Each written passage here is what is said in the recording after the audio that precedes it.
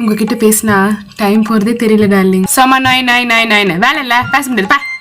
உங்க அம்மாவை தான் நான் கல்யாணத்துக்கு அப்புறம் அம்மான்னு கூப்பிடலான்னு இருக்கேன்.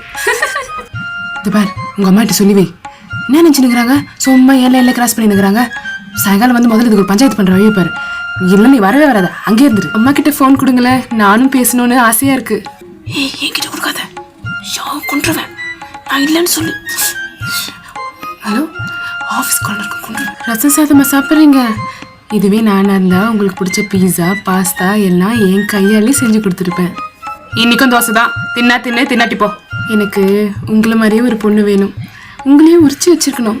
அதை நான் பார்த்து கொஞ்சணும். தலையும் ஒழுங்கா வெயிடி.